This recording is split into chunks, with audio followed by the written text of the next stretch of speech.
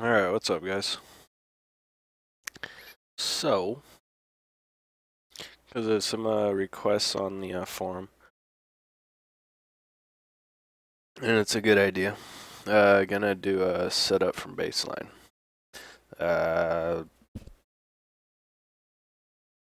Only real problem with this is this might be like 3-hour-long videos. That's probably why I've never done it from baseline before, because I just don't know how involved it'll be. But this is something that interests you guys, and something to do. There she is. Magic baseline.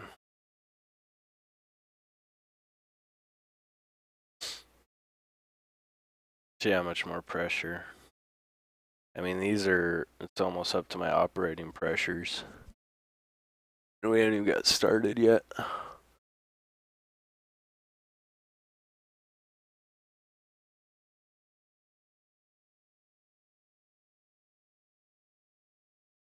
So, let's at least get the fuel to a realistic number. Go with 70.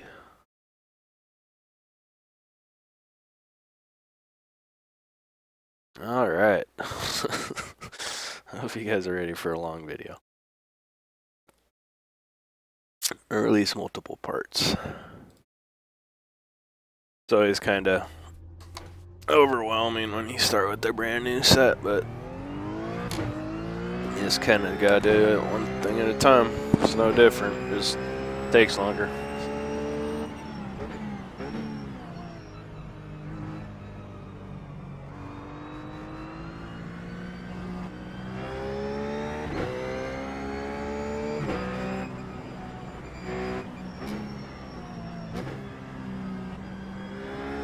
Actually, baseline.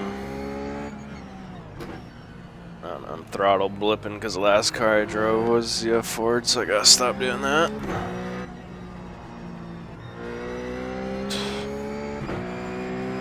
First couple corners I gone through, the baseline feels great.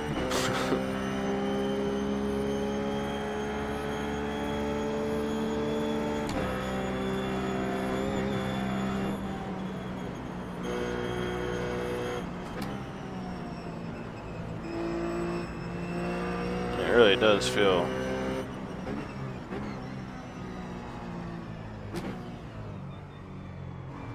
pretty good.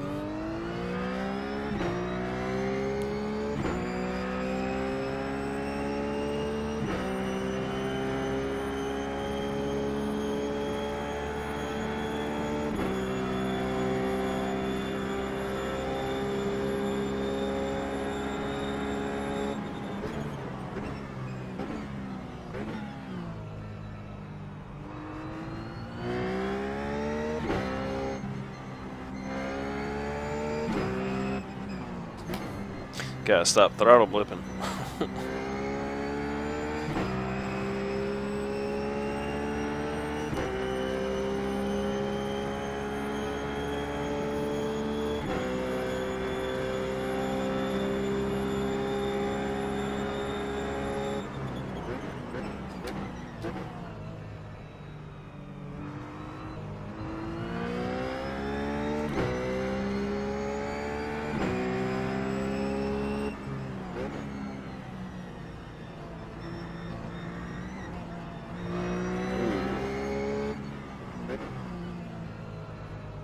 Super bouncy over that curb, but you gotta remember I am in the Porsche.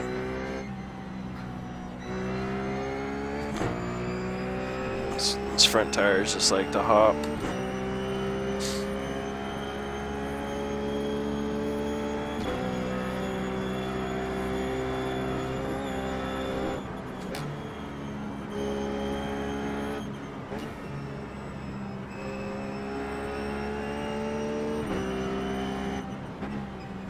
I think because I've driven so many, like literally 500 plus laps on this track and the Ford, like it's pretty much the only car I've ever driven on this track, other than the Cadillac once. So like more so than any other track, I feel like I'm driving the Ford, so I'm like, that's why I think I'm throttle blipping so much, because I mean I've never driven anything else here than the Ford.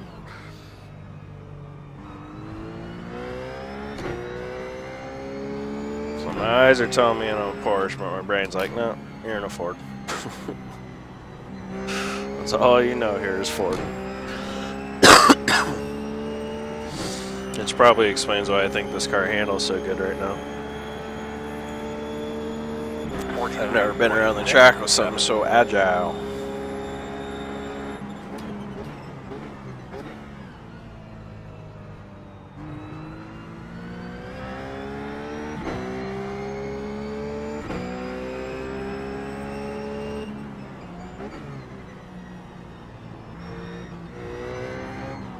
I'll push in the middle of the corner there and then went to oversteer because I had so much wheel on it when the front tires finally hooked up. It just swung the rear end around. Alright, that's good. I'm glad bad things are showing up in the set because I didn't want to get in there and be like, meh, it's fine. Hope that helped, guys.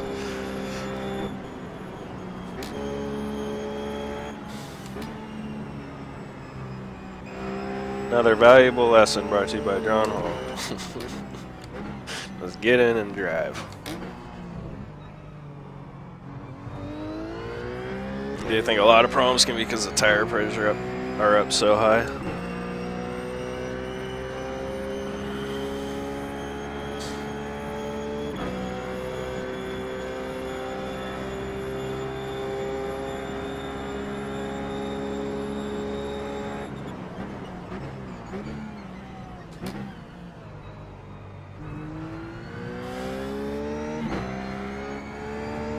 Oh yeah, it's got a little, definitely got a little push mid-corner, and then it turns into a pretty nasty snap oversteer.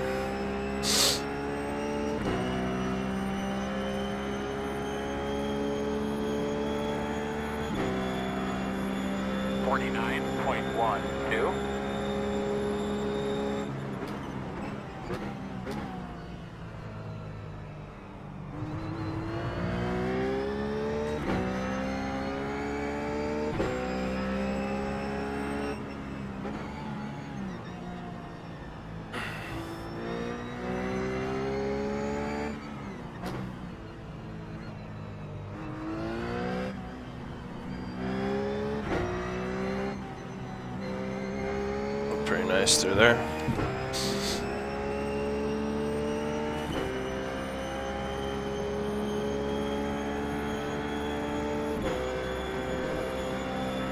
If you guys don't know where we're at, this is a Virginia International Raceway. It's been called the Nürburgring of America. Pretty cool track. Terrain track, which is my favorite kind of track. And basically brought back from the dead. I think in the late 90s, like if you go, I can't remember where I saw the pictures, probably on the forums, but buried in the forums by now. But there's pictures of the track and it's just all overgrown and like can't even, oh, slow down. I don't even think you could go through some parts of the track because trees had overgrown it so much they were like actually growing over the track. In the late 90s, somebody brought it back from the dead. Just a pretty awesome track, got a lot of history. Paul Newman said it was one of his favorite tracks. A very technical track. Again, I like it because it reminds me of actually driving on the mountain roads I grew up driving on. Twisty and turny. I like the older tracks because they're skinnier, you know, like Brands Hatch or Zandvoort.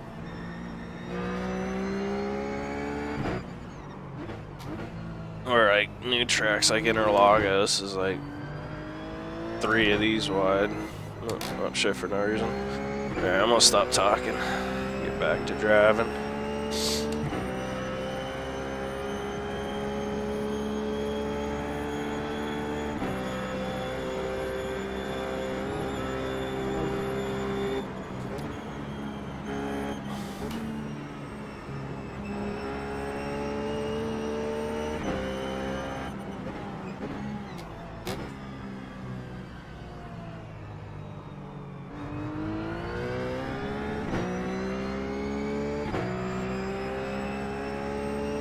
I really want to do a good number of laps right now so I can really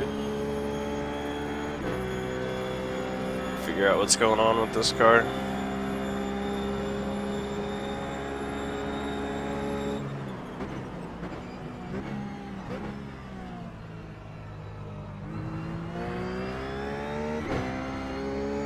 Man, it's just so rough with the shifts. Went into a fourth and it's like I just dropped the clutch or something.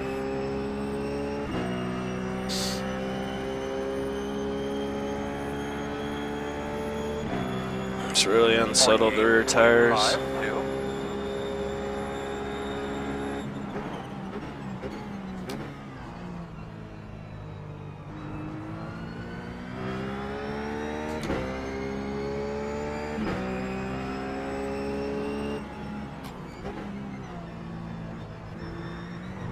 It really isn't a horrible set though.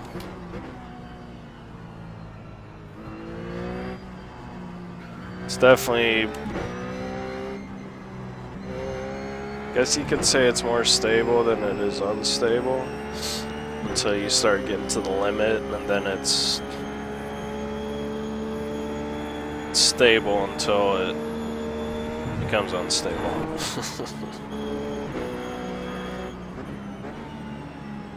But it, you know, when you get to a limit, it does that little push understeer thing. That's what I mean, it's stable until it's unstable. Understeer is stable. Not what you want, but it's stable. But so when it gets that snap oversteers, and when it starts becoming unstable.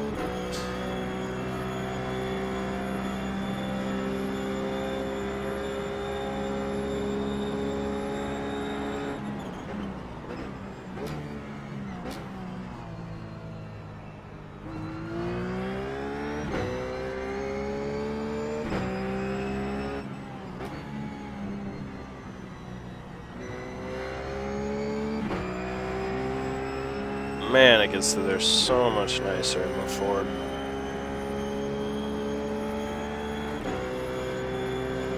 Don't really worry about it in this car. Ford, you just fight in that corner every single lap.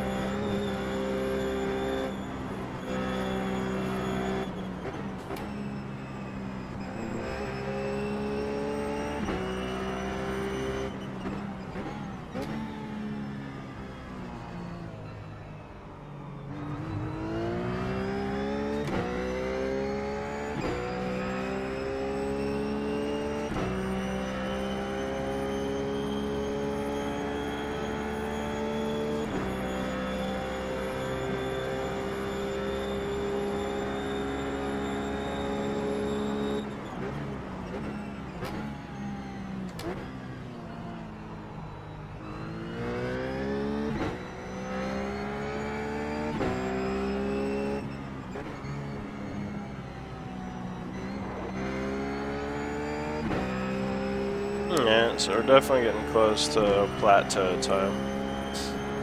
Like low 48s. 48.2. Let's keep running a couple more laps because I'm still trying to figure out what the car is doing. I mean, honestly, the more I get used to it, the more I start figuring out how it wants to be driven. It's really not the worst handling car in the world.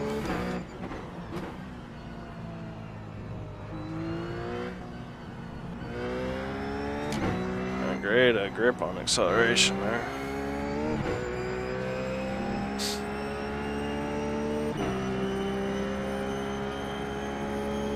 Kind of surprised how the tires feel too. don't feel horrible.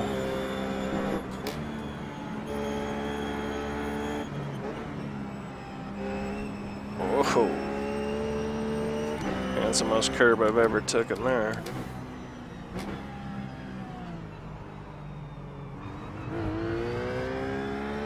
Jumped the curb nicely there.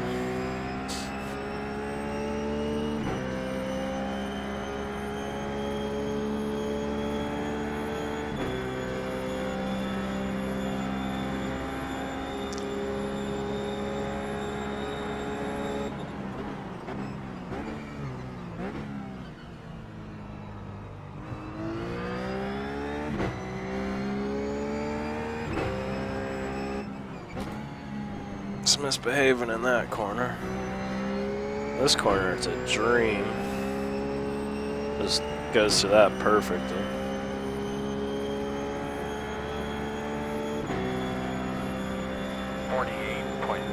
.25.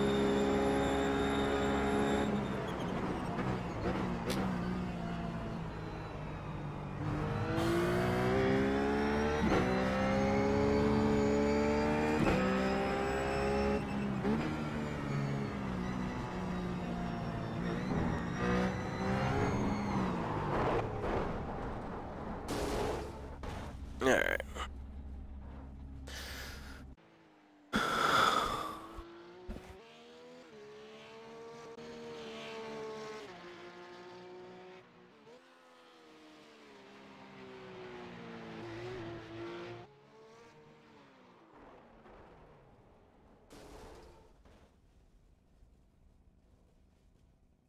First thing we'll do is take these tire pressures down. Need to take them down like 15, so 32. So 31. And need to take these down 20. I mean 28. 7. Alright. Main reason I did that is just because those are numbers that usually work very well for me, around that 180 kPa. So switch those tire pressures more up to ones I'm used to and see how she does.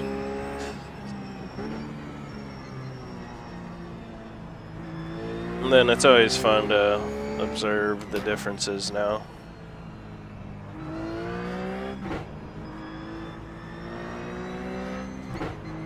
Yep.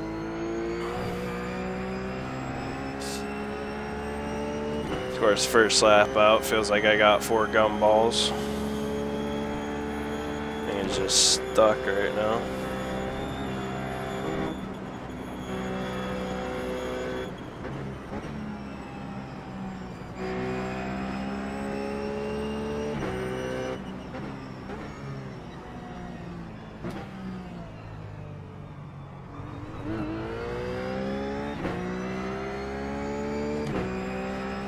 You'll see when the tires are not up to pressure yet, you'll lose straightaway speed. But I'm probably going to lose straightaway speed anyways, because the more pressure you have in the tires, the less roll and resistance they have. So my straight line speed might be better just the whole time because those tires will always have more pressure in them. What I'm hoping is these tires have more grip in them, which already kind of feels like they do. Car feels a little less jittery, a little less nervous, a little more stable.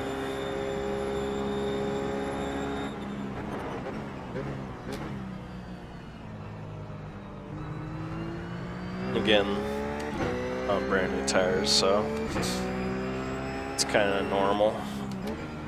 Car to feel a lot more secure the second time out on it. That felt really good. I do feel like the rear end's probably a little wants to swing around too much on corner entry. But it's something I can put in the back of my head now and start paying attention to and see if it actually is a problem or not.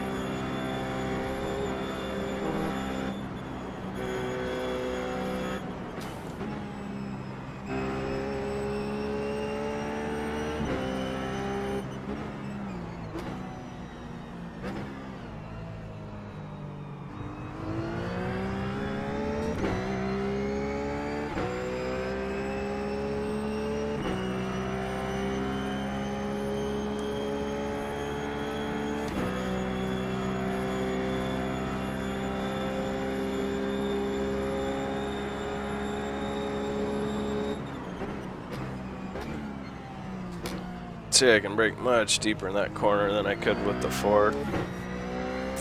Probably like another 10-15 feet further deep. Yep, missed that downshift somehow.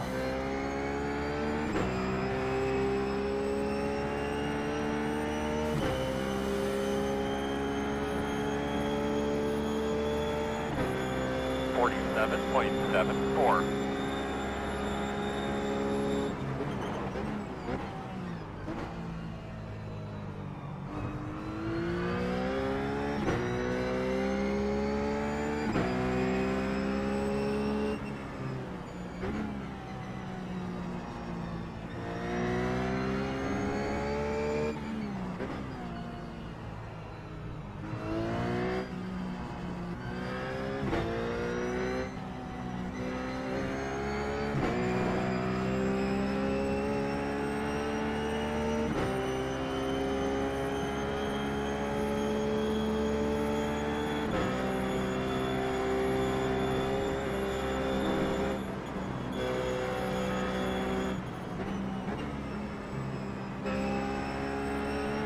This car is fun to drive around here.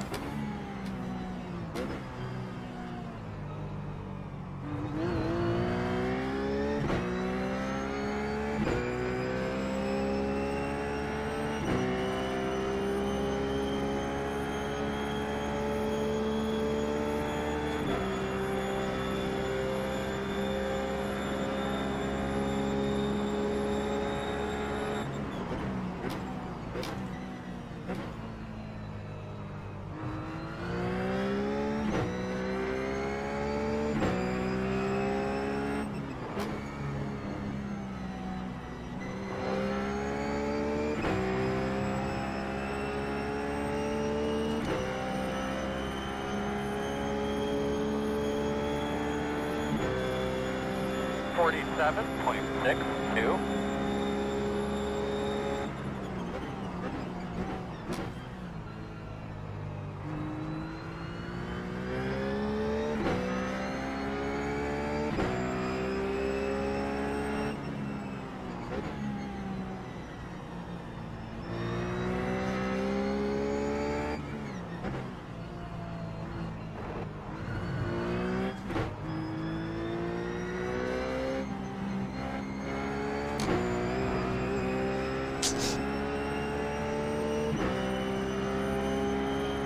This thing is kind of hooked up right now. Baseline is definitely not a bad set.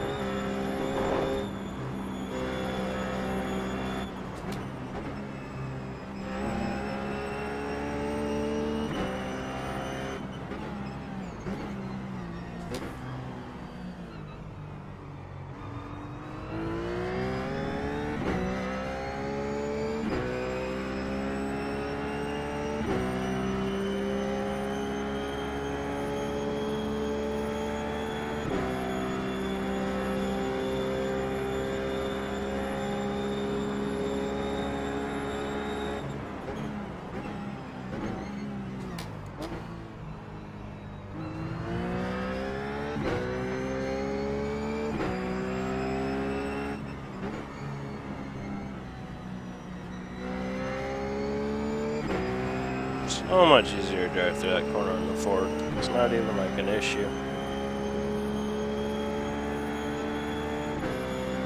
47.23.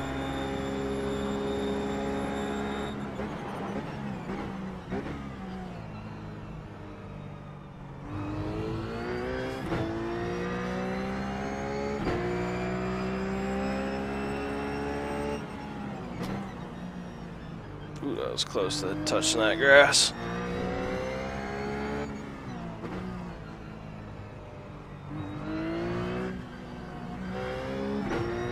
The reason I'm doing so many laps is because the set really doesn't suck. So just by the nature of that process, I have to run a lot of laps to really start finding the correct things to change or the things that really need to be different on the car.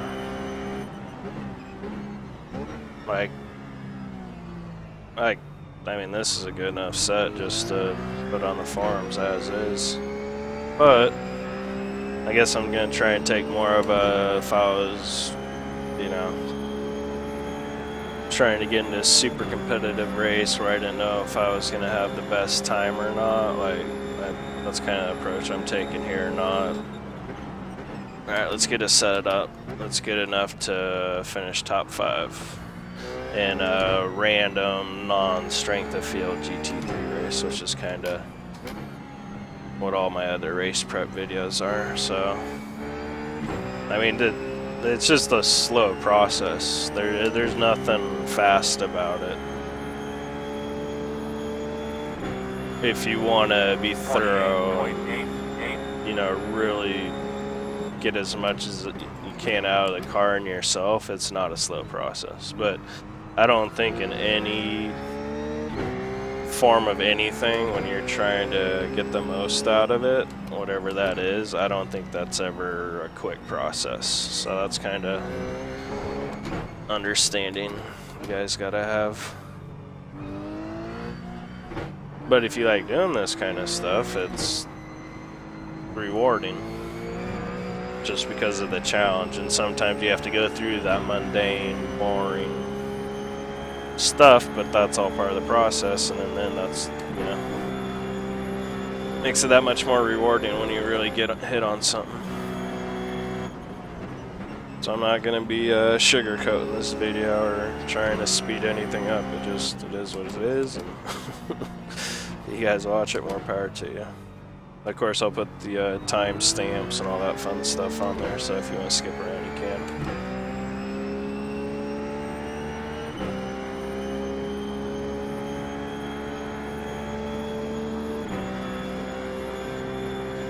Alright, back to driving.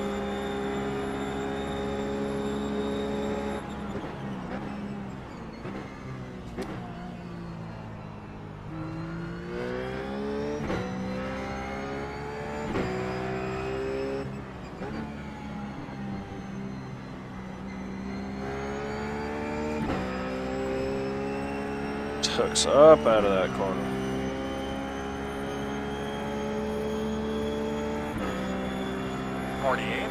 .65.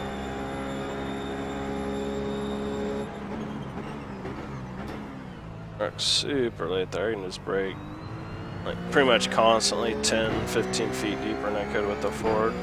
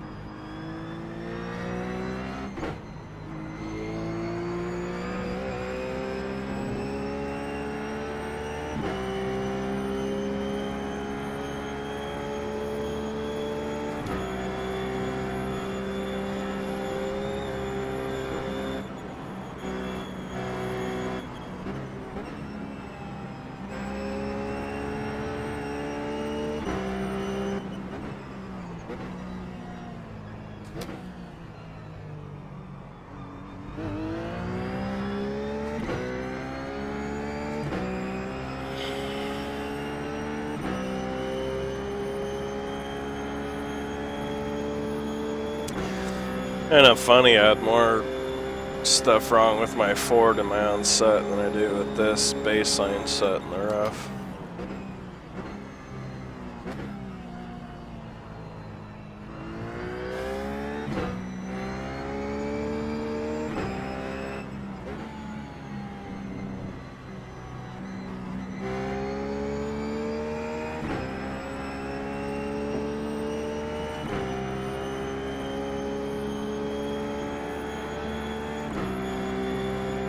48.31.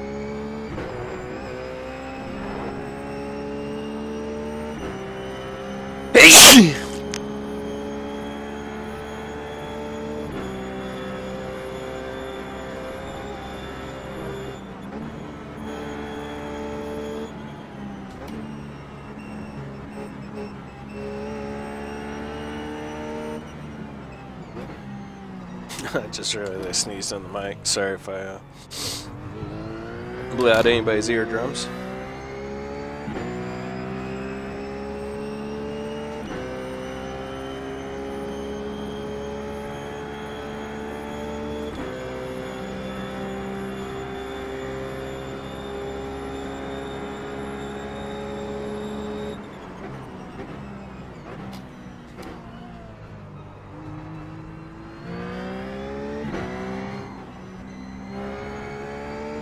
I'd like to figure out why it's abrupt on the shifts right there. It's one thing that's definitely upsetting the car. Just go from second to third and it's just 48.0. it's rough. Seriously, that's not pun intended. Maybe by my subconscious, but not by me.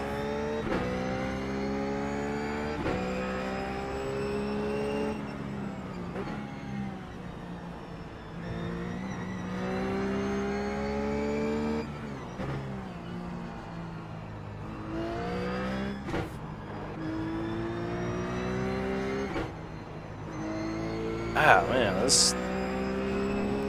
It's not a bad setup, guys. Not a bad setup.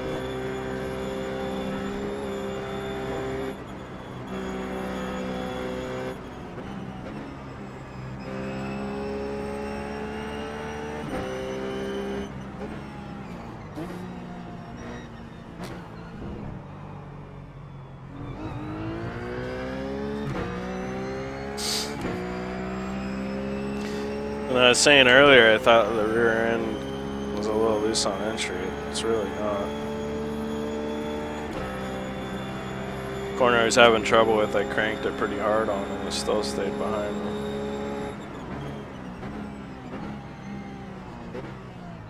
Like right there, it stays behind me. Actually, that corner car does kind of do a mild push.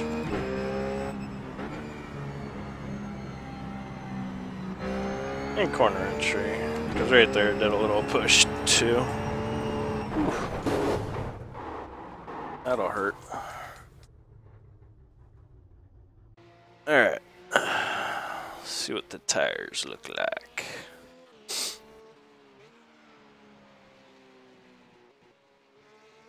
Yeah, those are too low.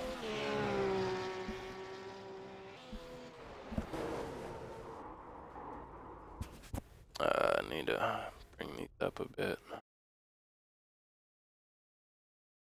Those up 7.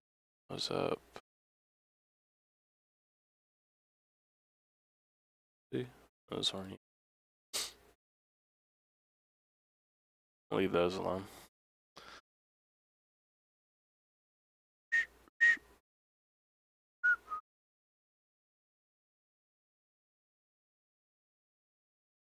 Run some more laps. See how those feel.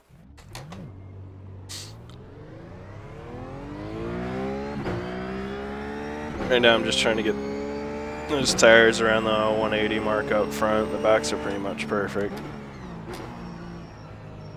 Especially now that they're even.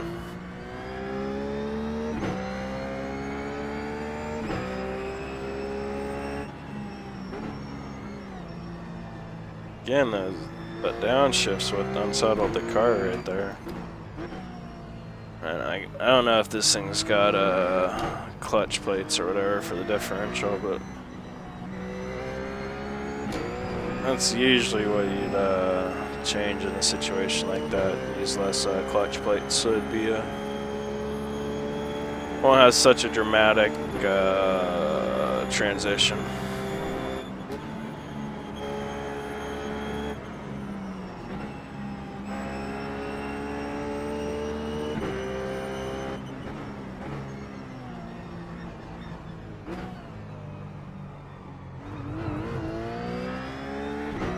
It'd be nice to do something to suspension so it takes that curve better, instead of hopping and bopping along over it like that.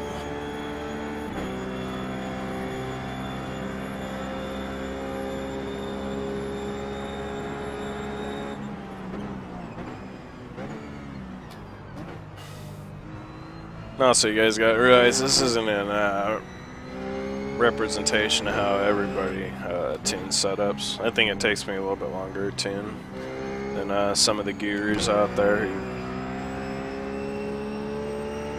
for whatever reason, can just tune a lot quicker.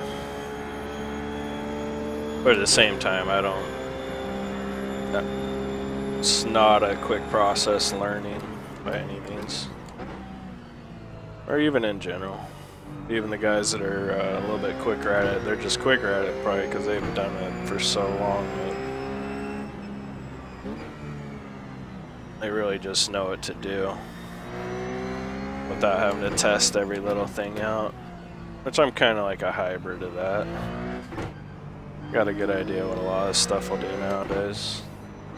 But still a lot of stuff I need to always keep testing. A lot of stuff I don't know.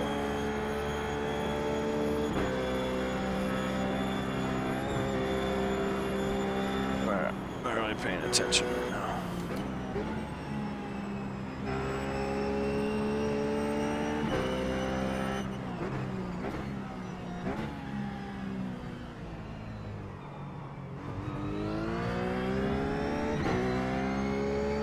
So in theory the front tires should feel a little bit more responsive, but hopefully keeping good grip levels.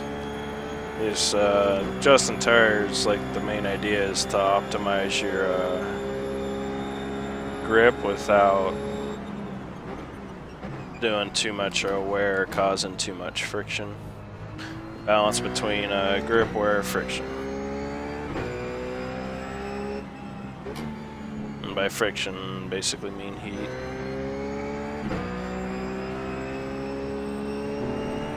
Alright, let's start paying attention. Starting now. 48.24.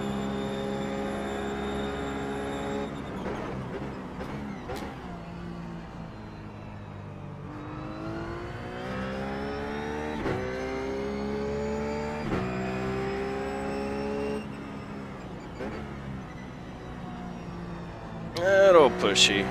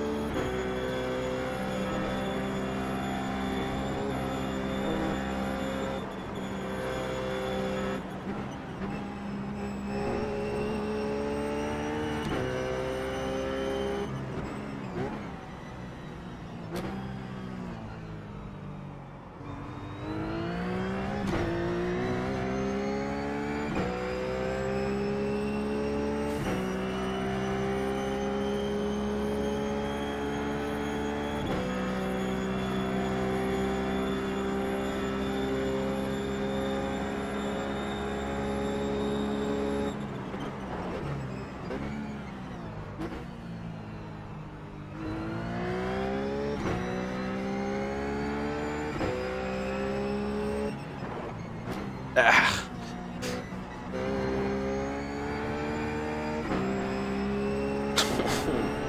Butchered that whole last little complex.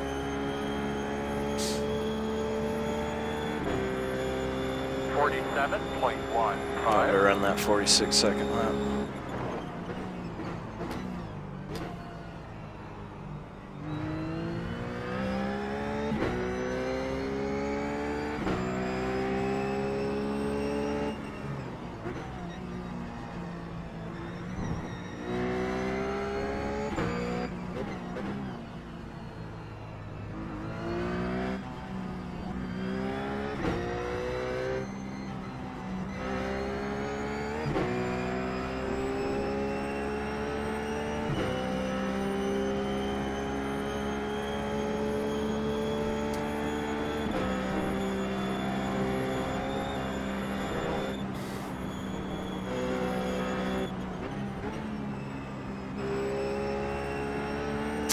There's also two different levels of tuning, I guess. There's the tuning when obviously the car is doing something wrong and you want to adjust that characteristic, and then there's also the tuning of you think the car is doing good, but you're not, you don't really know if it's the best it can be, so then you start doing a little experimental stuff like swapping out different springs or just trying different roll bars, trying overall different tire pressures, so you can see, yeah, the car felt good, but is it that the best it can be? I think that's kind of what this is going to be like. Because yeah, it feels good, but could it be better? This is definitely a different approach, and it feels pretty good. This is good enough for a top 5. But when you really start getting up to the 47.94, your higher limits, it takes a lot more energy and effort to start squeaking out or gain tenths once you get to your plateau. Or it's relatively easy to get to your plateau.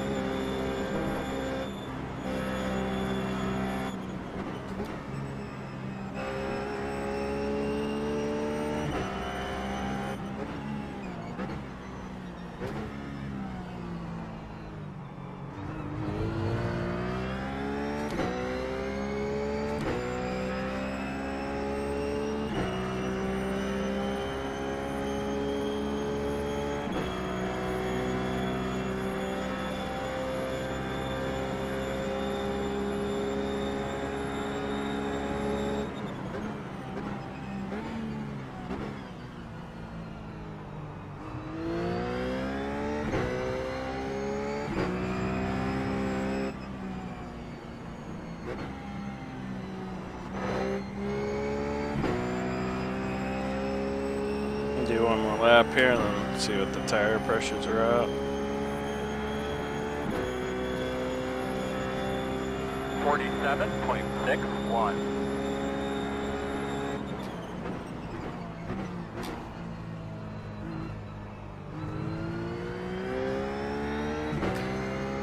Feels just definitely not hurting on corner exit.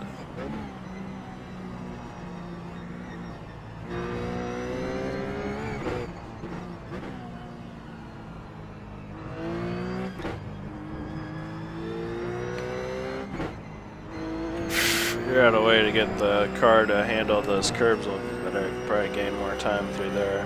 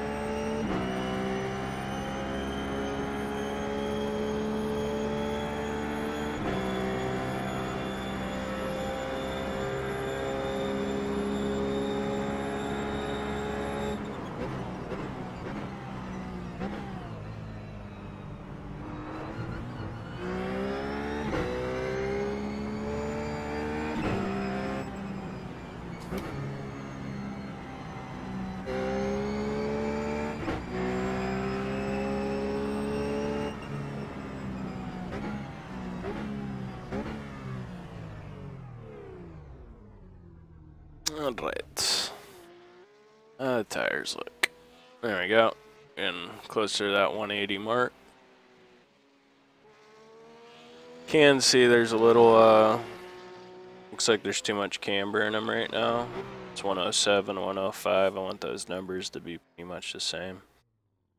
Maybe a little bit too much camber in the back too. Just something to take a note of.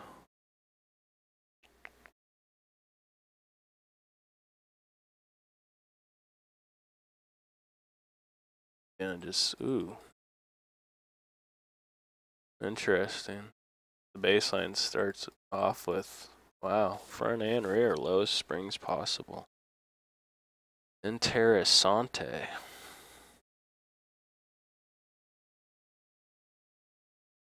This is interesting, no toe in the front. Usually you got a little toe.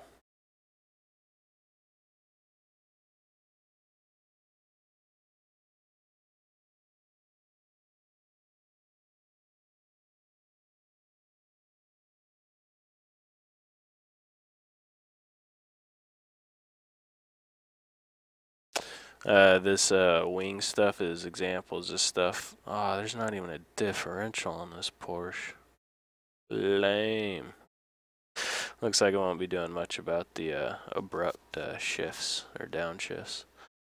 But anyways, this wing stuff is stuff I more or less experiment with.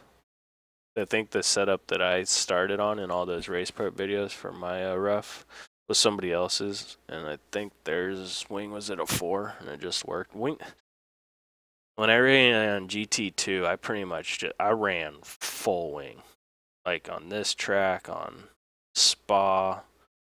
Spa was the only track I wasn't the quickest. I was running full wing, but all the other tracks when I ran full wing, I get pole and I'd always have the quickest times, and it didn't really hurt me because as long as I started out in front of everybody else, I didn't have to worry about passing them on a straightaway, which is really hard when you got full wing. But I was able to, get through corners quicker, and then by the time we got to the straightaways, they couldn't catch me. I even did that on Road Atlanta. I was racing against Joe Jr., and that was one of the most intense races I've ever done in my life. It was like half an hour of just pushing 10 tenths. I know Joe remembers that race. Alright. I won. I was in front of him the whole time, but it was just crazy because I had to do everything I could to shake the draft on the straightaway for like half an hour straight. Alright, back to this world. Kind of getting around that 1 hour mark. So front end is kind of pushing on entry in a couple corners. Couple different things I can adjust. I can adjust the toe in, because when you so a positive number actually means that the tires are pointed out. So just think this is the front left, this is the front right. You got the front left's pointed out and the front right's pointed, or no, I'm sorry, toe in. I want to go negative because I actually want toe out. So obviously toe in's when the tires are pointing in, toe out's when the tires are pointing out. The reason toe out would be something I might want right now is because for initial turn in, if you already have your tires are pointed straight, right? Well, they don't have a tendency to automatically they want to go straight. If your tires are pointed to the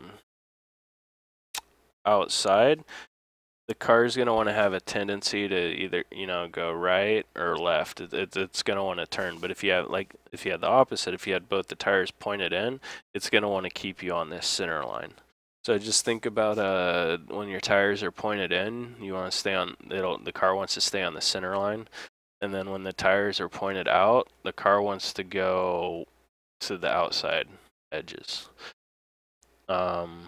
So kind of almost think of it like you're preloading characteristic into the car. So if you had the tires pointed in, you're kind of preloading that you just want that car to go straight, and that car is going to be on that same page. It's going to do a really good job of going straight. if you have it toe out, the car is going to be preloaded to want to turn. So when that happens, it's going to be more compliant and do it quicker, where you won't be fighting it the other way around. I don't know if that's something I want to do yet.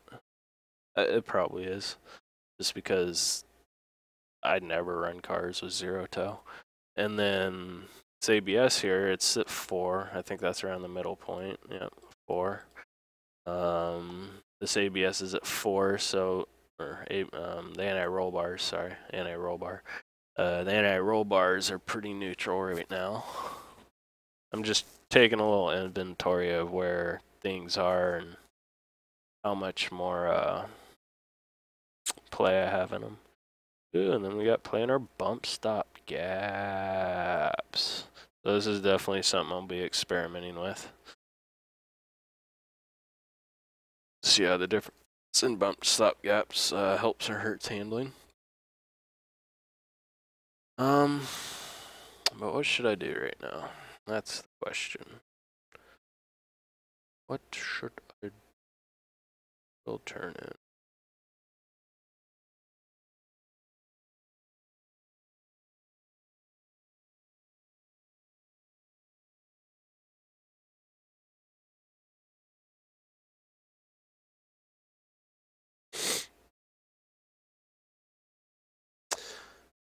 I think the most obvious answer is toe. Toe, toe, toe.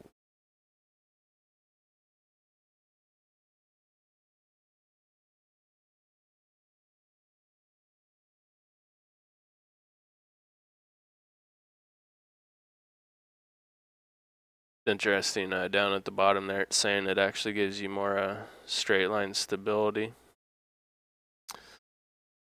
when the tires are towed out.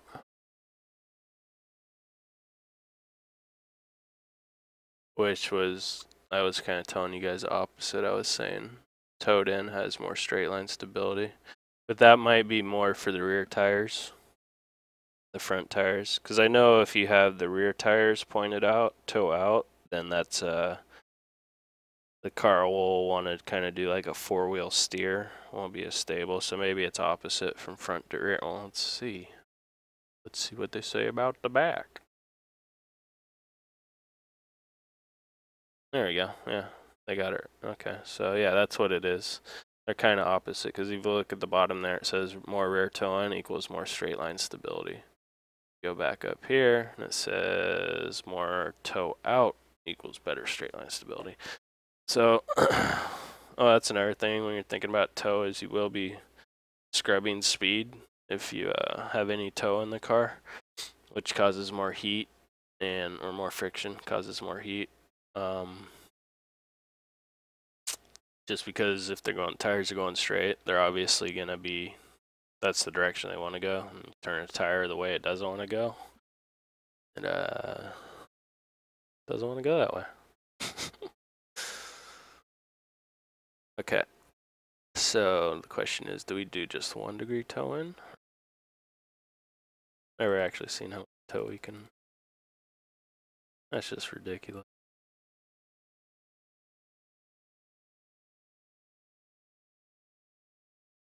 Okay, I'm just gonna go with 1 degree of toe in. Let's see if we can get a little bit more turn in here.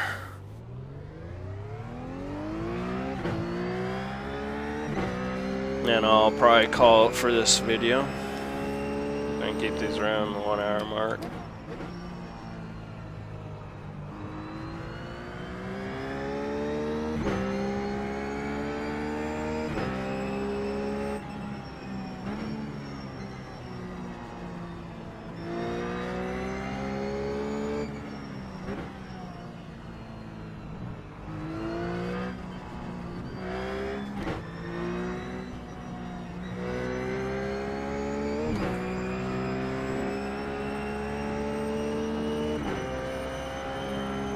We might see a difference in top straight line speed, but I really don't think so, because I don't think 1 click of toe is really going to affect it that much.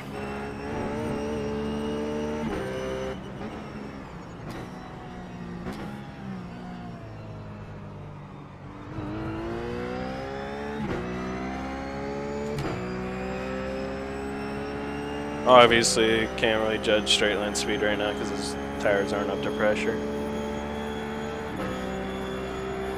So he's going to be slower this way.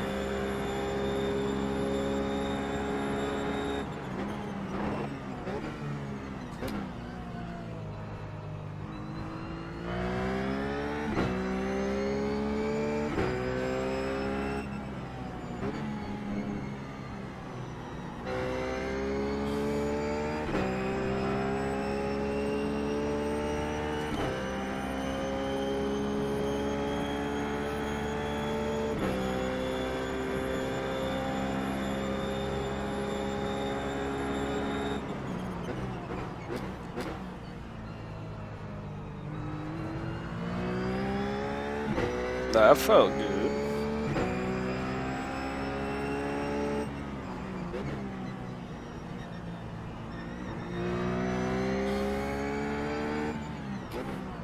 It's all purple sector.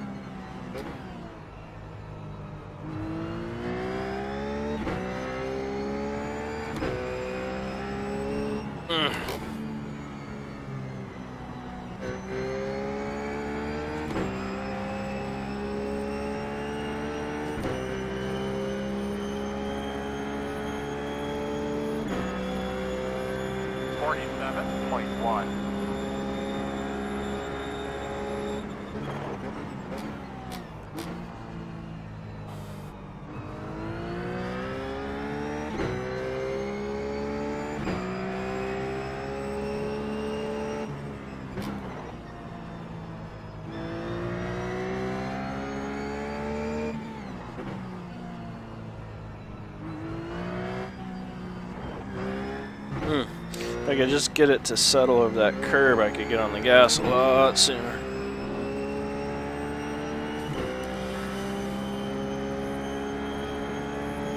It's that curb and just gets too big a hop.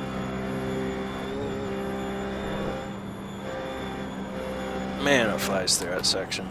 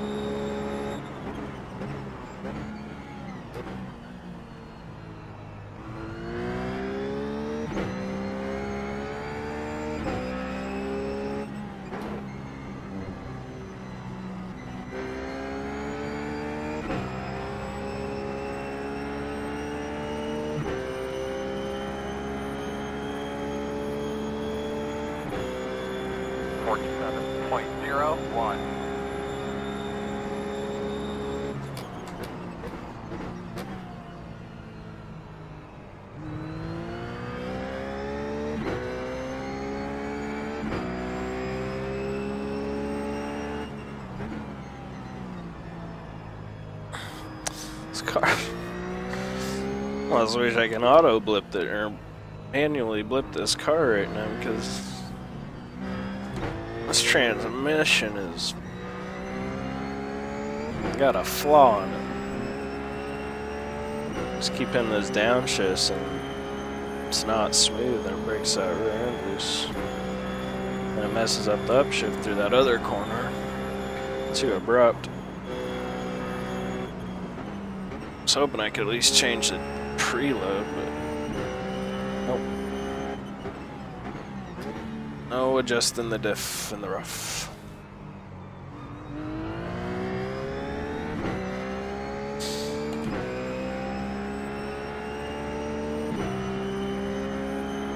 So it does feel a little bit better on turning. I'm just thinking I'm probably going to go one more click.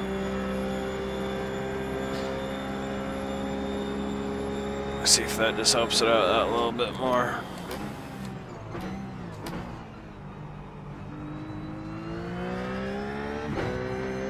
As you see right there, it's diving in quicker now, or before it would kind of float out and then really cause trouble for the rest of the corner.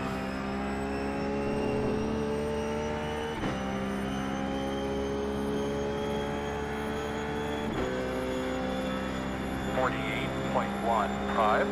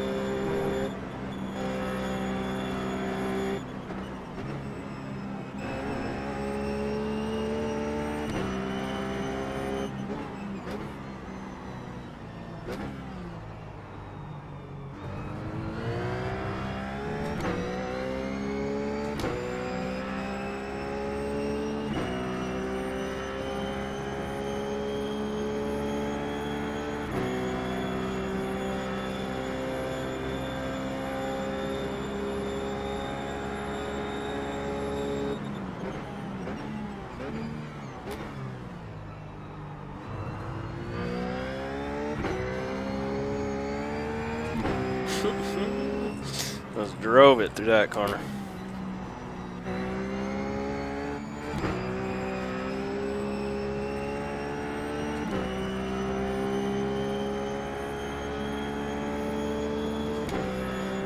$47.12.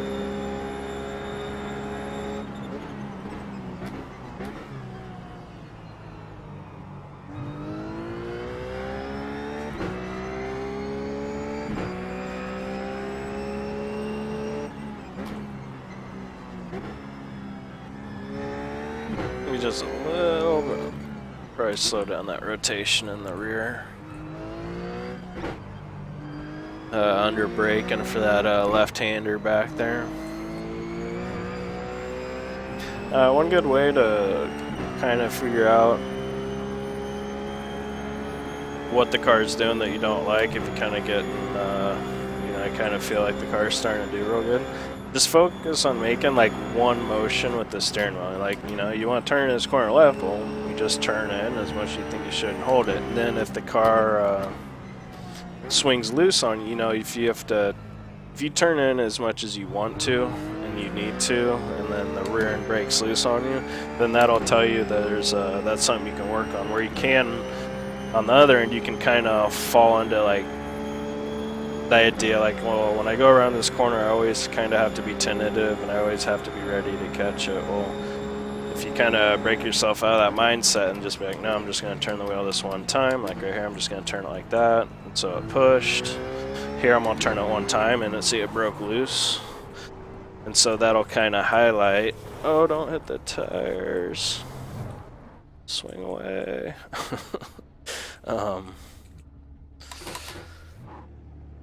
Then that tells me that for that corner the car got loose, you know, and you kind of, you're not, oh, back tires are greasy. You're not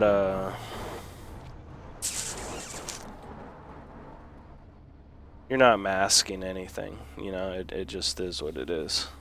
Alright. Actually, I'm just gonna go one more One more click on the old.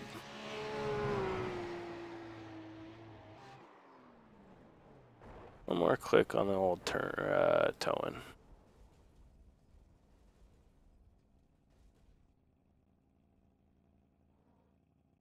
Run these laps, and then we're gonna take a break because we are an hour and 9 minutes into this video.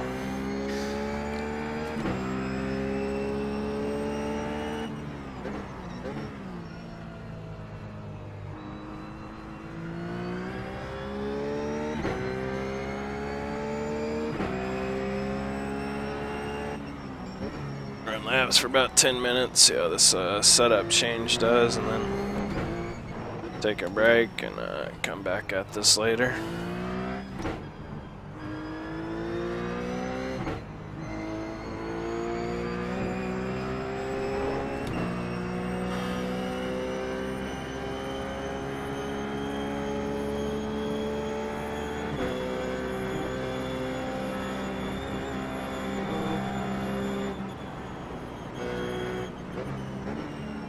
Still every now and then just trying to throttle blip.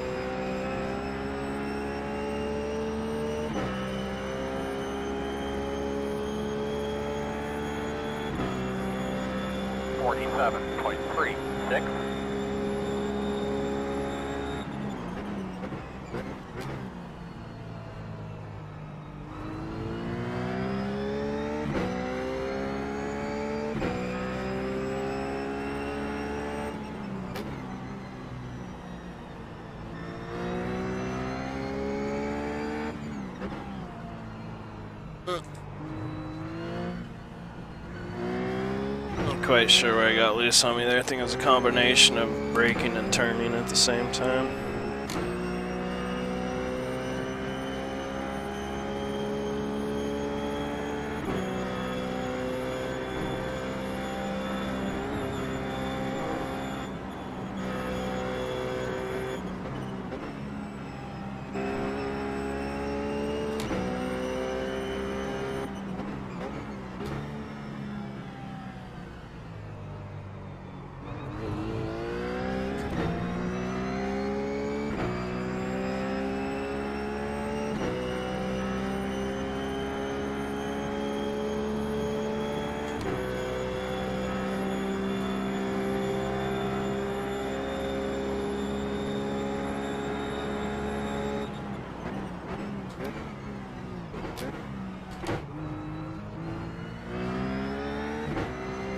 Definitely, turn-in's much better for that corner now.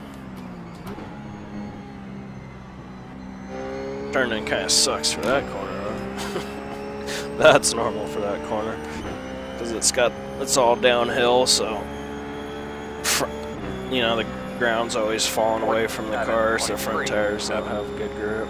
So that's pretty normal for that corner. Oh, I had too much speed. It was gonna be an awesome corner if I would have gone down to the right gear. Just stayed in third. Thought I was in second. A little bit of push in the middle. That corner.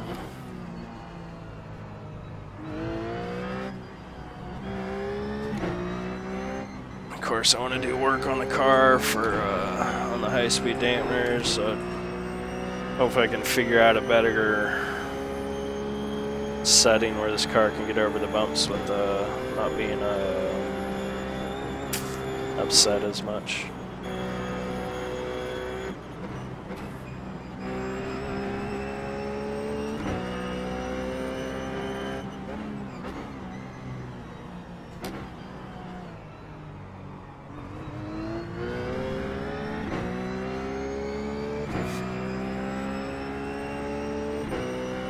Do 2 more laps.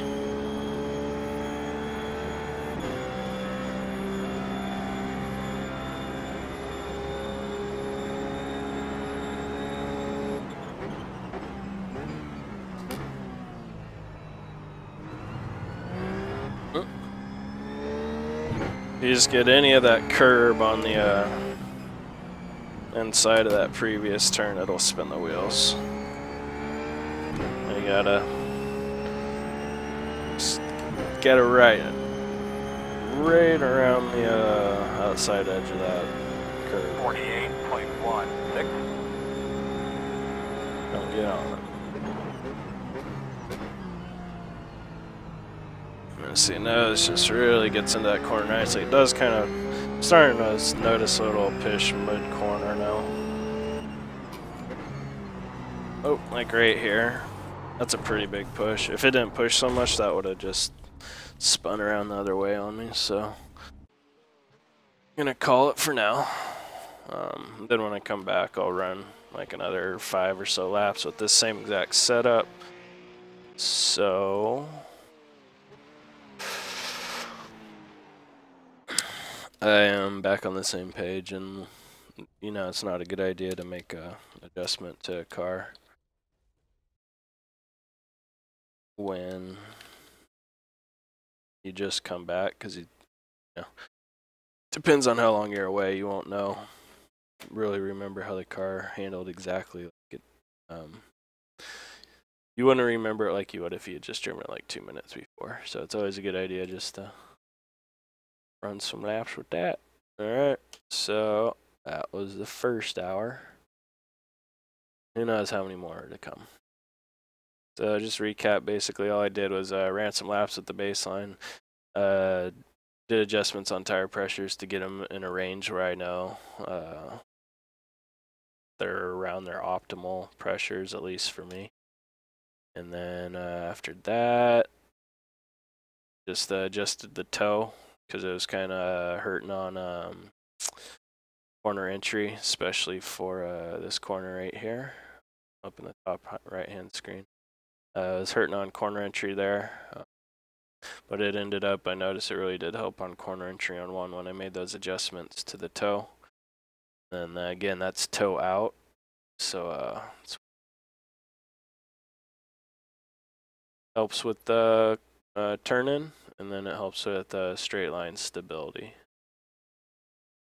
Helps with turn-in because the tires already pointed that direction, and then once you get this tire pointed in that direction, this tire is even pointed more in that direction, so it really helps to go in whatever direction it wants to. And then for in the front, it helps with straight line stability because both tires are splayed out to the side, so they're kind of both, they're pulling in both directions, but evenly, so it kind of has a canceling effect where it creates more stability. But there we go. I will see you guys in the next one.